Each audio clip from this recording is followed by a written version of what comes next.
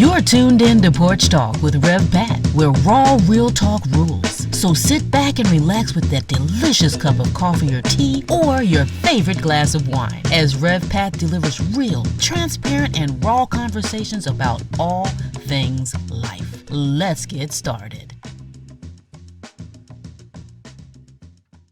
Hello. Welcome to Porch Talk with Rev Pat. I'm your host, Rev Pat, and I am so excited. If you can see what my background looks like this morning, you don't even have to guess what I'm about to do. I am so honored to have with me this morning Mr. Mike Jackson, and he is a football expert. Let me tell you. So I am excited. I want to dig in. We're going to talk about all its history, Tennessee Titans, and any other team that we come up with. We just want to talk about football. I am a football fan since a little girl. My mom and my dad and my whole family love some football. And of course, we were Houston Oilers fans. So I don't want no comments about anybody else in here if y'all don't like the Houston Oilers or the Titans. But grab your tea, grab your coffee, grab your glass of wine, and let's get talking.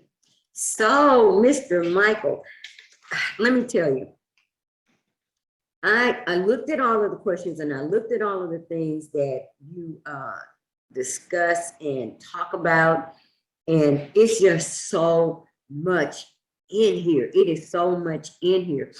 And I love history. So I love talking about going back in the day because, you know, there was a time when a football player didn't have to come out after the first hit. And they just, yeah. They're tough. Yeah. They were tough back then. They were tough. We know some days when there were some tough guys playing some football, and you didn't get the first game in the season. Half the team wasn't out on injury leave the next week. So we can talk about that. But I might be telling my age. But just give us a little bit of background. How did you get? How did you get into this?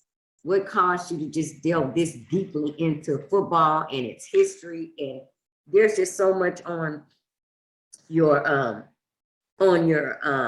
bio. I don't even know where to start. I want to talk. I know what I do want to talk about. I want to talk about the most interesting Oiler that you ever encountered. After you tell me all about yourself. Well, yeah. You know, I got into it. I started watching football when I was 6. The first game I remember was the 1976 NFC Championship game, and you know, I grew up. I loved football all through high school. You know, and just throughout life, I was one of those people who, you know, just could retain stats and statistics and remember about people, and that's the key to my work is I focus more on the social history of the sport and the people and where they came from, what their background is, what their story is. Behind everybody who lines up, they've got a story. You know, Alvin Bethea from the Oilers, you know, he grew up in New Jersey, grew up on a farm, and then he went to North Carolina A&T for college, and then thought he was going to be drafted by the Oilers, or rather, he thought he was going to be drafted by the Cowboys.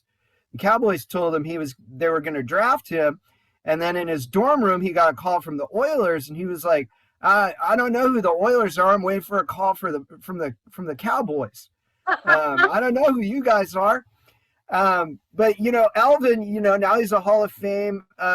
He's in the Pro Football Hall of Fame. He likes to say he went from the chicken shack to Canton, you know, because you know, he grew up, you know, with some chickens to raise, and you know, behind everybody there's a story like that, and that's really like Dan Pastorini. You know, he grew up in Northern California on a large acres of land. He used to throw stuff around. Rocks and stuff, and that built his arm strength. And now let me tell you, let me interrupt you, because when I was a girl, I had cousins across the street from me, and there were 4 boys. I had 4 male cousins, and of course they had all their friends. And we used to play street football. I don't know if these kids even know about that, where you just get in the street and you get your teams and you play some football. And I was like the hidden secret because they were like, she can't play, she can't play, she can't play. And my cousin was like, yes, she can, let her play. Well, my favorite quarterback was Dan Pastorini. And Dan Pastorini could stand flat-footed and toss that football all the way down the field. So I would just stand in the middle of the street. My cousins taught me how to hold the football correctly. And they would dare me to throw my football over the telephone poles. Y'all don't know what those are because now we have all this digital stuff, but we did used to have telephone poles. And that was what I would practice imitating Pastorini standing. Oh, yeah. And tossing the ball over the telephone post. So when the guys finally did agree to let me play, I was a secret weapon. There you go. So yeah. Pastorini, and I always thought, he was just like this unsung missed quarterback. And he was really a great quarterback at that time. Tremendous arm, great leader. And that's one of the things that's kind of overlooked in sports, and especially in football, is just how much of a leader the quarterback is. And everybody in that team, there were certain games. There was a game in 1978 against the Patriots where they were losing 23-0, and Dan really kept everybody fired up and made them believe they still had a chance to win. And they came back and won. And that's kind of when the Love You Blue machine started rolling. Everybody believed they could win after that, no matter what circumstance. And they ended up beating the Patriots in New England 26-23 that day. But that's kind of the stuff I really like to get the following, because it's easy to watch a game and see a team win or lose, but to realize there are actually the human element, and to really recognize it. Mm-hmm. And that's really what I try to get into. And with the Oilers, they were a brotherhood, really close family. Bum Phillips tried to cultivate that kind of an atmosphere, and it still means a lot to them to this day. Kenny Burrows, I think his homegoing was this past Saturday. I think Kenny Burrows passed away, and I think his homegoing was this past Saturday. And I was watching the news, and they were saying how he would go to the track games. I think it was track at TSU, and just sit in the stands and watch. I mean, what a powerful connection still to the community after all of these years. And I think that's why really those of us that were Oilers fans for life, because there was something different about the Oilers. And we knew, okay, if they lose, they lose. But there were those moments when they would knock somebody out of the playoffs, because that's just who we were. I mean, hey, if we're not going, guess what? You're not going to come in here and think that you're going to go. So, and that's just that's how I fell in love with going to and being present for actual football games. I just going to the games. I went to a game 9 months pregnant, and my cousin was terrified I was going to go into labor at the game. And I'm like, I'm not going into labor. And for an Oilers fan, for me, it cultivated, look, we don't leave until the last second is on the clock. We're not going anywhere. So I can imagine what it's like for you to share with others the backstory to a lot of the people that we admired or that we watched, to love history in that way, and then to connect it to a game that is just so beloved by so many people. Now, I'm going to ask you, Now, you know, all the fans don't have nothing to do with the Dallas Cowboys. Absolutely nothing. To this day, where did the you know, during the preseason when they have they used to play every preseason. The Yeah, they Dallas did. Cowboys, Yeah. Oilers. That was every preseason, and it wasn't like just a preseason game. It was like, yeah, we playing football here today. It was a And big game. Yeah. it was a big, big game. And to me now, it's just like watered down, the Texans versus the Dallas Cowboys, because they were America's team, period, whatever. And they Yeah, watered that game different. down. It's different. It's different because the Texans and the Oilers don't have the same history. The Oilers and the Cowboys started the same year. In fact, the NFL expanded to create the Cowboys the same year as the AFL started to directly compete with Lamar Hunt's Dallas Texans, who are now known as the Kansas City Chiefs, and Bud Adams' Houston Oilers. So there was always kind of that bit between them. They were the exact same age. The Oilers had great success in the beginning. They won the AFL championship in 1960 and 1961. And then things really, in the 70s, it really started to heat up because football was becoming more and more popular. Then you had the Cowboys with stars like Roger Staubach, Drew Pearson, All of them. Cliff Harris. You know, they were America's team, Coach Landry. Then you had the Oilers with Coach Phillips, Pastorini, Earl Campbell. And then they played this incredible Thanksgiving game in 1979 that the Oilers ended up winning. And that really put things over the top. That was kind of the pinnacle of the whole thing, because after that game, of course, Bum Phillips made the statement that, well, the Cowboys are America's team, but Houston is Texas' team. Houston is Texas.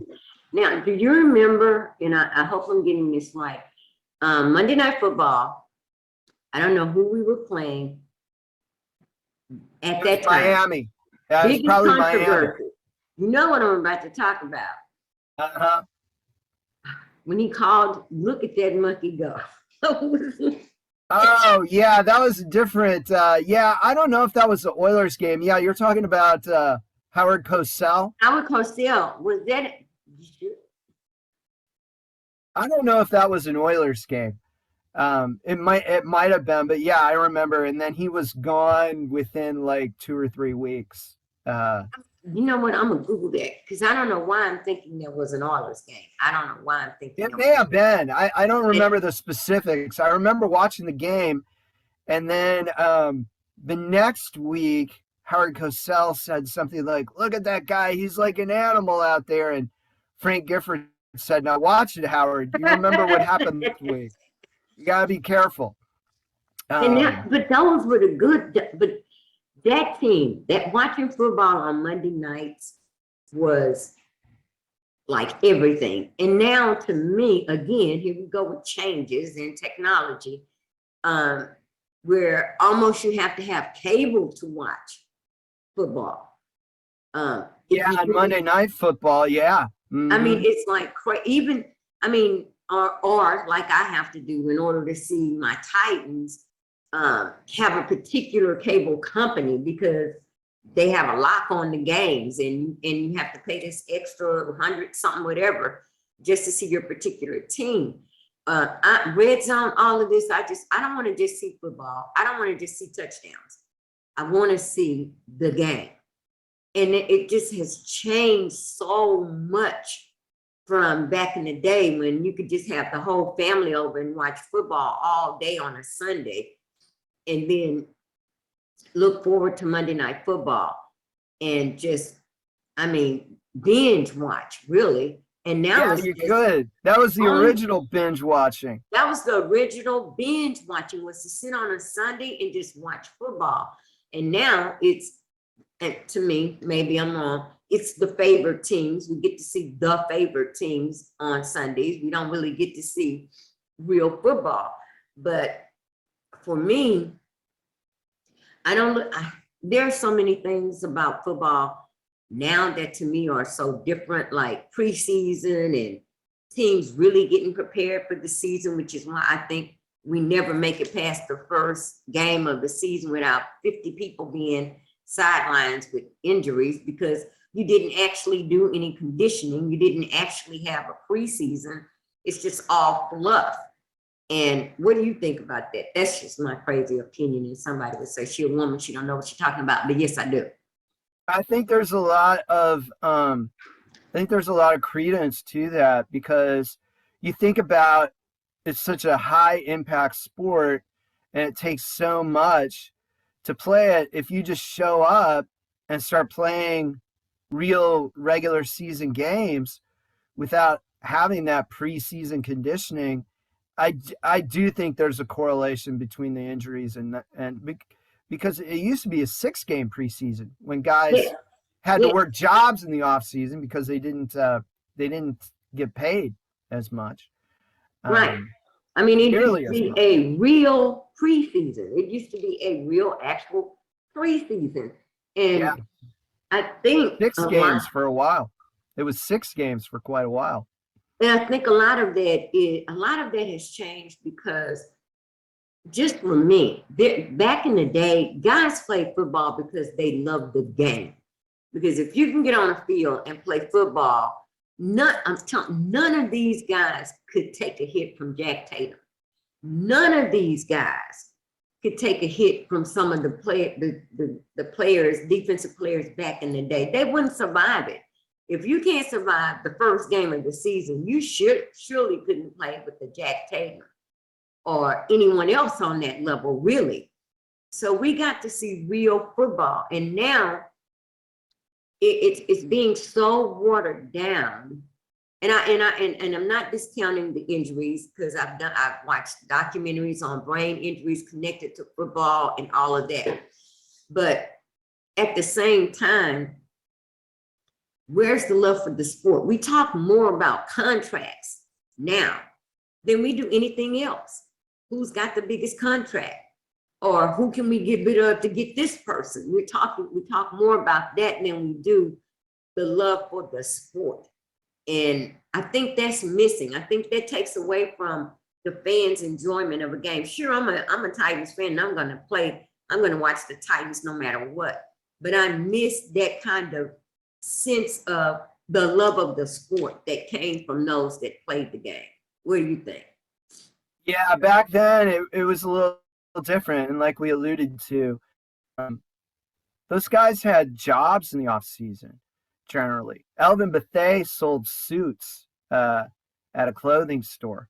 Kenny Burrow worked at a furniture store. I have a friend who his family bought some furniture at a furniture store. I can't remember if it was Star Furniture or where it was, and Kenny Burrow loaded their furniture in.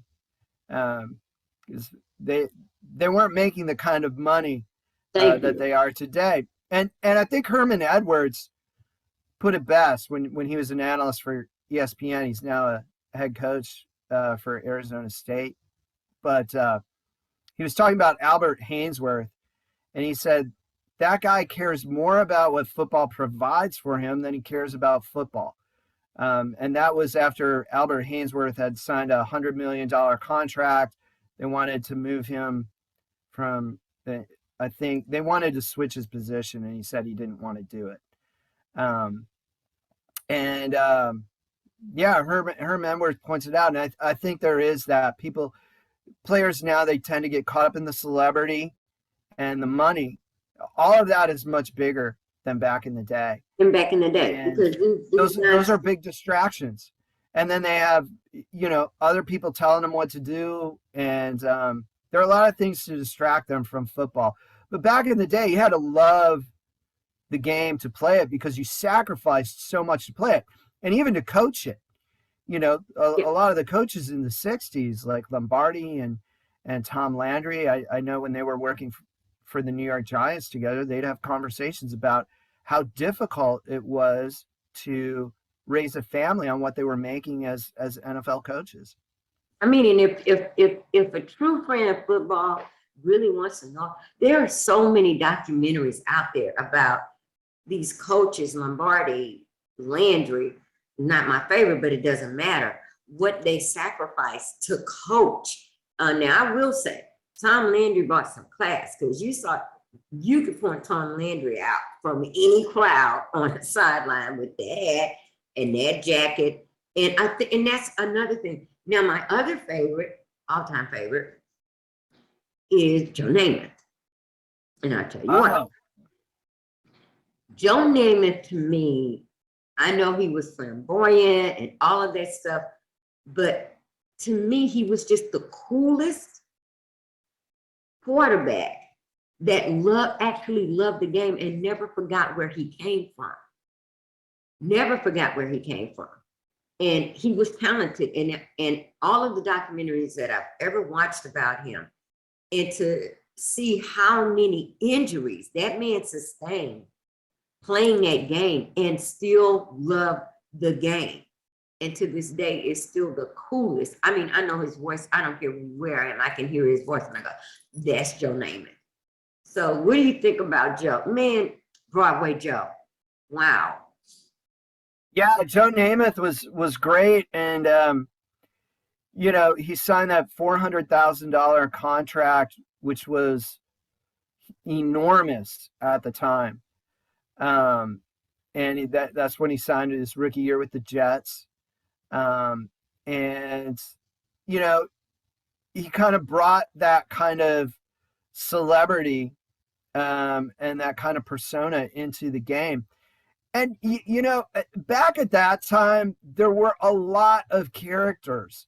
And that's part of what the NFL was. It was character driven for a long time. Guys like Broadway Joe, let's talk, you know, Gino Marchetti, Johnny Unitas, even Billy White Shoes Johnson in the 70s. Billy White Shoes Johnson, yes. I mean, you don't know Billy Johnson, you know Billy White Shoes Johnson. You know. That's right. That's right. You know, it's White Shoes. It's not, don't call him Billy Johnson because that's not his name is Billy White Shoes Johnson. Now, I think I told you when I invited you, I remember being in the Astrodome when that bus came in. And it's something I will never, ever forget. Ever. This is after one of the AFC championship games, right? They came back to the Astrodome, and even though they had lost the Steelers, that's something that's unique about Houston sports is just how much support they got coming home, even after they lost the championship game. They had support. Let me tell you, I stood in the line many a time waiting to get an autograph after the games, period. It didn't matter to me whether they won, whether they lost. It just, there's a feeling that you get at a game that's different from anything else. It's not like a concert. It's not like anything. It's, you could be actually in a game. And this is what I've tried to explain to my husband about going to professional games. And nobody's mind is on all of the junk that's going on out in the world. You're in this whole other world where you're all united about, you're all on one accord about one thing, and that's that game. And I don't care whether you're pulling for the team or you're not. My sister and I, one of the last games we attended before she passed was a Texan and Titan game. Now, let me tell you, diehard Tennessee Titan, and she was a diehard Texan. And my nephew blessed us with the tickets, and it was crazy because we had everybody around us was watching because she'd be yelling for the Texans and I'd be yelling for the Titans. And we had this guy sitting behind us that had on an old school Oiler uniform, and we were just like the best of us. Like, I got you, I feel you. We're gonna do this. Now, how else can you experience that than, you know, at a football game? It's just something about it that I wish that everybody could experience. And back in the day, we weren't paying hundreds of dollars to go to the game. Of course we weren't.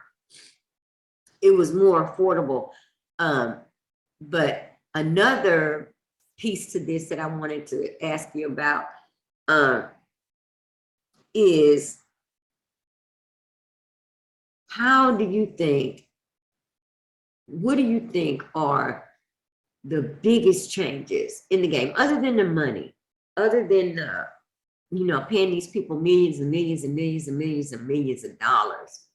And some of these people are only good for what, maybe a couple of years, and then they're trying to get rid of them and get them off the team. And I think that goes back to really truly investing in players, and not just getting players because they were oh so great in college, but if you don't have a coaching team that is there to build up that athlete's strengths, you just have a good player that was good during college, and then you find yourself in this thing where you're ready to toss this player to the side because you've got all of this other stuff. So how different is it when it comes to selecting these young men? A lot of these young men are coming into money they've never had in their lives, ever.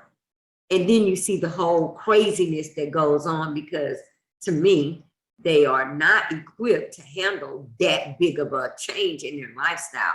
So do you think there was more effort made to choosing and selecting and preparing players for going into the NFL than we see today? Well, that's an interesting question. Back in the 50s, teams they didn't have scouting departments. So they'd send out little postcards to players that would say, like, are you interested in playing pro football? And you'd check a box, yes or no. What is your 40, how fast are you? Who are some other players that who might be good prospects? We've identified you as a prospect. A friend of mine, that I played Little League with, his dad was a Little League coach who had played in the Rose Bowl, and he had some of the letters that he had gotten from teams. And you can see that on my website, thegamebeforethemoney.com. And they would just send out these letters. And this is even into the into the 1960s. And then some teams started to come together and form scouting departments and really really get more and more advanced. The Dallas Cowboys were really at the forefront of the scouting. And then the Steelers, they had Bill Nunn as a scout, who was the sports editor for the Pittsburgh Courier, which was one of the premier African-American newspapers at the time. And he would come out with an All-American team for HBCUs. So some of those teams that were scouting HBCUs at the time, they had a leg up because they were getting those players like Willie Lanier out of Morgan State. And then a lot of times it was regional too. The Oilers picking Ken Houston out of Prairie View A&M. Yeah. And then they would pick more regional players overall for two reasons. One, it was easier to know about them locally because football didn't make as much money. The teams weren't these multi-billion-dollar industries like they are today. And secondly, it would help bring attendance, because if you brought in players that such as Don Meredith with the Cowboys, that people had already seen play at SMU and he was already popular, then you were more likely to draw fans to the game to see him play pro football. So that's one of the things that has changed. The scouting is much more in depth today than it was then. Now, one of your 10 questions is about somebody I really don't like, but I'm gonna ask you. Okay, well, you know all right. which one it is, don't you? How does Tom Brady or any other player compare to other greats in history?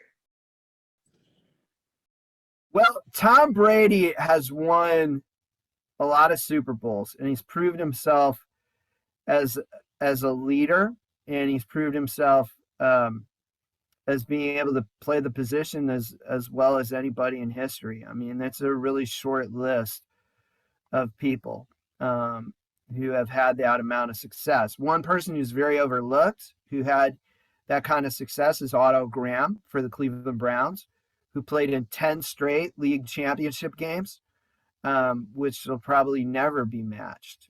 But there have been great quarterbacks throughout history, like Johnny Unitas, Terry Bradshaw, Bart Starr.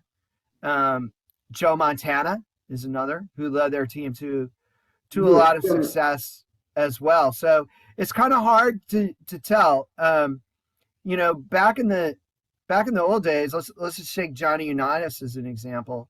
The rules were different, so the quarterback got hit a lot. Yes. Yes. And a lot more. So could Tom Brady have played as long? I don't know. There are only two people who have played to age 44 that I know of. That's what Tom Brady was last year. And that's George Blanda, who is the oldest quarterback to ever play, but he didn't play full time at that age. And Warren Moon, who also played to 44. And Warren Moon wasn't a full-time player his last 2 seasons, I believe, either. Yeah, we were talking about this getting hit because, man, it takes a lot out of you. Warren Moon got sacked so much they should have just left him on the ground, period, when he first started playing for the Oilers. That's just the plain, honest truth. It was like, where is the defense? Where is the front line? I mean, this man is getting same thing with a lot of other quarterbacks, and I'm trying to think of the young Tennessee Titan quarterback that is no longer there, that I really thought was going to be a great quarterback, but he just got hit so much. I mean, at some point, come on, man, you can't expect a quarterback to be his full. I mean, if I'm on it, I'm just talking about as a fan. If I see that I have no front line and I've got to run for my life in order to keep from being pummeled, I'm sorry, I'm letting go. Here, whoever gets it, y'all get it. Because eventually, your body, I can't imagine your body can sustain that type of hits. And then we have all of the extra from the analysts who begin to talk about the players' capabilities rather than addressing the issue that this guy's getting pummeled. So the game is so intricate and you have to really take a look, because I hear people go, oh, well, that quarterback is sorry, and that player is sorry. And the Houston Oilers, number one, can say that they had players on their teams that left and went to other teams and were successful and won Super Bowls and went to playoffs. So that can't be the case if you really know the game. I think it comes down to coaching. I couldn't be a coach and I couldn't be an owner because I would be firing folk left and right. Period. You can't block for them, you need to stay home. That's my philosophy. My friend laughed at me because I told him if I were ever an owner and I know I can tell you can't play because I'm gonna leave that with the coach, but every time you jack up a game, you get to give me some of your check and it's gonna go to charity until you learn how to play the game. And I think there are a lot of coaches that they do not want to choose because some of these coaches are going to want to teach these young men how to be disciplined and how to carry themselves in a way that does not embarrass the team or themselves. Mike Singletary is one of them. Every time I ask somebody, why don't the Houston Texans or some of the other teams go after Mike Singletary? Well, he's too strict. They're not gonna want to play for him, huh? It's a different dynamic now because the players are making a lot more than the coach. Even the players who are not playing full time might be making quite a bit more than the coach. So there's that aspect. Back when Mike Singletary played, Mike Ditka was, controlling the team. He could just cut people if he wanted to. Yeah. They don't have kind of the same stature anymore. The players have a lot more power. Mike Singletary is great player, and of course he played at Baylor Baylor. Before that, and then had a great career with the Chicago Bears, won the Super Bowl. He obviously knows football and what he's talking about. But as a coach, I mean, he didn't last. And I'm like, what? Well, it was because he was expecting too much of the players. And that's another thing with the game. You cannot, how can you give this much control to any sport, in any sport? I'm not just talking about football.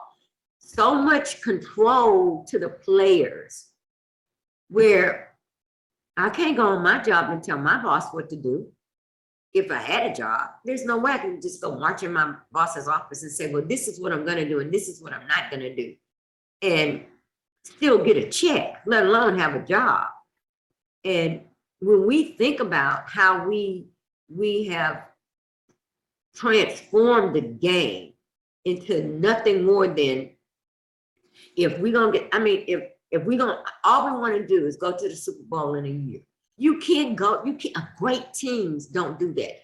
Great teams lose seasons, win seasons, teams mature. But when you're swapping out players, like every time you can win, you get another coach or you get it. So, I mean, and I'm just being, that's serious to me, because the Cowboys are a good example of that. Just kind of a revolving door of coaches. And if you look at some of the coaches they've had, like Bill Parcells, was a great coach. And now they have Mike McCarthy. They stayed with Jason Garrett for a long time. But it was all criticism the whole time. And I think that's kind of with journalism today and with the media today. It's a lot easier to criticize than it is to. We want to cancel everybody. We want to cancel everybody, and it's a lot of criticism, and it happens. It's gone to sports too, and then you get a lot of shows where they'll spend 20 minutes asking about why a quarterback didn't see an open receiver downfield while he had 300-pound guys chasing after him. Or you spend the whole halftime is talking about whether or not the coach is going to make it to the end. How can you be talking about a coach leaving a team, or whether or not they're going to last, and you've only played, 5, 6, 7 games? Wow. And you're ready to kick the coach to the side, to the curb, because the team lost 2 or 3 games. That's the game of football. But now, I mean, if it's not by the third, fourth game in the season and you haven't won every game, now the team is in the toilet or in the tank, and then you're surprised because now you got to go back and say, oh, well, they really came back. They lost 4 in a row. So that's kind of what the game looks like now. So, I mean, all of that in-depth, if you go back, and I know you know this, if you go back and you listen to games called by Howard Cosell and Gifford and those guys, and you listen to how those games were called, they knew their stuff.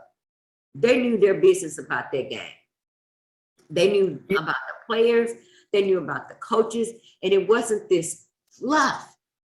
Just this crazy, I don't want to hear that. I don't want to sit through a whole entire football game about fluff.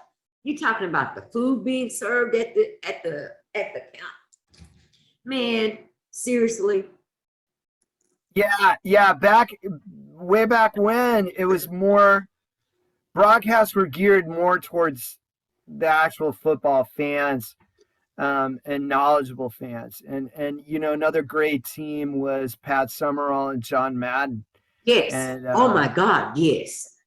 learn a Yes. lot about the game, guys like, Don Meredith and Merlin Olsen with Dick Enberg. You'd end up learning a lot about the game of football at the same time. And now, another thing is the instant replay. They'll criticize the official watching frame by frame. It takes forever, and they're watching something frame by frame, going like, "Well, I think clearly the ref made a mistake there," but they're watching it in real time as it happens, and they only get to see it once, on the field before they have to make a split second call. So yeah, there are a lot of things that changed. The thing that still is the same, and isn't football a game of you're gonna have bad calls, you're gonna have good calls? That's the game. That's the game. You get up and you play the game again. We spent 30 minutes talking about a coach's decision to whether to go for the field goal or not go for the field goal. That might just cost him the game. How do you know that? How do you know that? And then we got 30 minutes of you talking about a play that was 5-10 minutes ago, and we're still talking about whether or not he should have gone for the. That's part of being a fan. The fan. Let me be mad that my coach didn't make the right decision. Let me be upset about it. But I don't want to hear you talk about it for 30 minutes. I don't want you to call. And look, if y'all listening to me, this little tiny little podcast, this woman is telling you, I don't want you to have an extra referee on the side that's going to throw on some headphones and then come in and say, well, I think we could have called that. Well, I think they missed that. We know they miss plays. We know they miss interferences. We know they miss all of these different calls that they should get. I don't care. I want to watch the game. I don't want to hear you talk about it for 30 minutes. I want you to move on, and that's it. And we just don't get that anymore. We do more analyzing than football watching. I'm serious. I just want to see the game. I really do.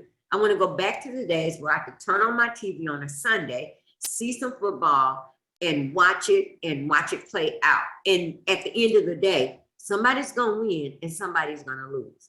But now, I don't know if you'll agree, through the whole football game, you're talking about whether or not the coaches, what about this quarterback? And he did this, and he did this, and he did that, and he was this. We're focusing on the wrong thing. Let's just watch the game, really. And I know that's the new thing now. What do you think about the being able to bet on the games? That's an interesting history. The NFL traditionally was very much against gambling, and this is a very interesting development to me when they're pairing up with Caesar Sportsbooks. In the 1940s, the commissioner of the NFL, Bert Bell, who is a great commissioner who came up with overtime, the 2-minute warning. He founded the Philadelphia Eagles, one of the most important men in NFL history. He hired ex-FBI agents to make sure that there wasn't any funny business going on with the players and gambling. That happened after the 1946 NFL championship game when he actually suspended 2 players for the game because a gambler approached them to throw the game. Now, the players didn't throw the game. They didn't accept the money. But we've gone from that. Plus, in 1963, Pete Rozelle, who was commissioner then, suspended 2 of the game's biggest stars, Paul Hornung and Alex Karras, for an entire season for gambling. And now fast forward to today, where the league is actually pairing up with sponsors. It's a very interesting change to me. And the public's always bet on football. It's always been a part of it. I mean, come on. Yeah, we all know that we have football squares where you buy a square and so forth and so on. But when the actual league gets in the midst of that, now I got a problem because now I have a big problem with whether or not I can trust what I see going on the field. I'm sorry. I'm just your average fan. I don't want the league tied up with or entangled with anything that has to do with gambling, because now I have to question the turnout of the games or whatever. And I know people say, oh, they can't fix the game. Man, please. They can fix anything they want to fix, period. That's just the bottom line. If they get a whiff of who fans want to see go to the Super Bowl, hey, they can make it happen. I don't care. That people say I'm crazy. I believe it. I believe it to be true. So I'm not comfortable with that. And I think that's just like, that's way off kilter for me. And another thing, the thing that I think is really off kilter is people start talking about covering the point spread versus winning the game or not. Yes. And that's, it's like, oh, well, it wasn't a big enough win because we were supposed to win by 12 points and we only won by 8 points. Or in the middle of a game, you're gonna show me what the point spread is in Vegas. I don't want to know that. Are you serious? I don't want to. I don't want that. The fact that kids are watching this stuff and they're very impressionable with the NFL. I know I was very impressionable as a youngster watching the NFL, and thankfully we didn't have those sorts of things where the point spread is being published at the bottom of the television screen and talked about so much, and getting the constant flood of commercials. Well, bottom line, I didn't even know what point spread was. Yeah. So yeah, it's concerning to me as a fan. I don't know if there's no way to say there's any evidence of games being fixed or anything. It's something, this relationship between the NFL and gambling and pro sports in general is something to watch over the years, because it's completely different than what it's been in the past. Man, I'm loving this. I am loving. Do you have a couple of minutes? I don't want to take you beyond. Do you have somebody else another appointment that you have to make it to? Well, yeah, I mean, we can do an hour. That's good. Okay. And then I've got to get back to working on the other for the Texas Sports Hall of Fame and the Game Before the Money. And okay, so now that's two things. I want you to give your website again, because I don't know if they heard you give your website, and they need to go and check it out for real. And the Texas Hall of Fame, talk to us about that. Right. Yeah, the Texas Sports Hall of Fame is in Waco, Texas, and I do their podcast, and we interview get to interview a lot of great athletes. Warren Moon is the latest episode, and I'm jealous. I'm jealous. I'm jealous for real. I'm jealous. Really? Warren is a great guy. Met him in Houston at an autograph show, and then we did that interview for the Texas Sports Hall of Fame. So you can hear that. We just had a great class that was just inducted a few weeks ago with Bob Beamon, the track star, Robert Griffin, the Heisman Trophy winner, Chris Bosch, he is also from Texas. Carly Patterson, gold medal gymnast, and then and others. Mike Renfro was part of that class. Hey, class too. So the Texas Sports Hall of Fame. If you ever get a chance to go, you really should. A lot of great Texas sports history in there, and they have the Southwest Conference Hall of Fame on that grounds too, as well as the Texas Tennis Hall of Fame. So a lot of great stuff to go to there. So before I let you go, I'm asking, who is your favorite interview?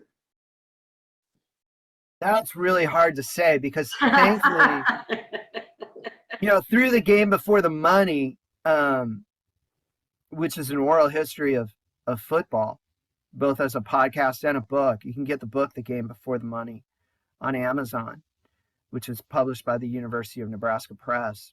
Every interview is special. Every time somebody's given me their time and opened up about their history and where they came from and the major points in their career and their life that made them the person that they are, it's special. And the best part is getting to know the people as people and not just players with helmets on the screen. They're real people, and they all have their backstories that brought them to the place that they are. They're in that way, they're not any different than us, and that's true for players today. A lot of times it was somebody that gave them a break, or multiple people gave them a break or an opportunity. A lot of times they had to overcome a lot of things. Warren Moon, for example, his father passed away at a very young age.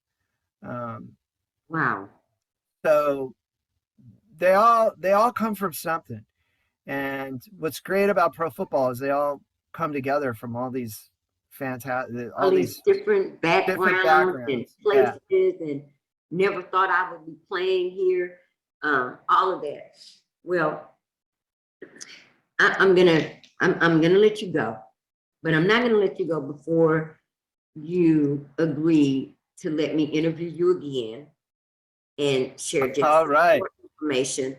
I'm gonna send you another link. We're gonna do a part 2 because I know there's so much more that I missed because I get so caught up talking about this game.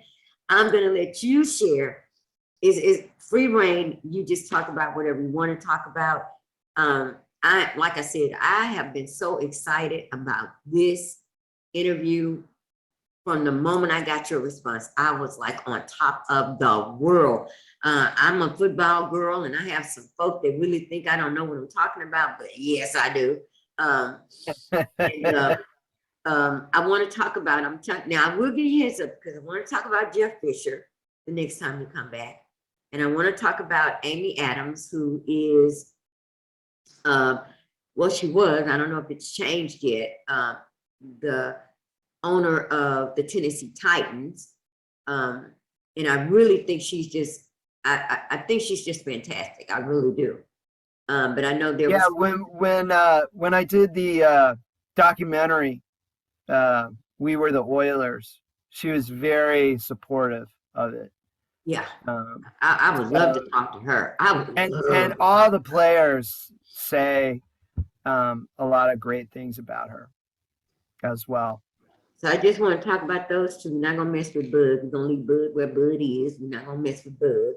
But Jeff Fisher and Miss Adams, because Jeff Fisher, let me tell you, he went to Tennessee. I was Tennessee. He moved on. I moved on. He went to St. Louis. I don't care. I think he is I really do. I love him as a coach. Whatever everybody else's opinion is. It has a person. He has an I Am Second video where he talks about his life as a believer. And I just really do. I just love him. And they knew, like I knew, go get him back and put him on somebody's team.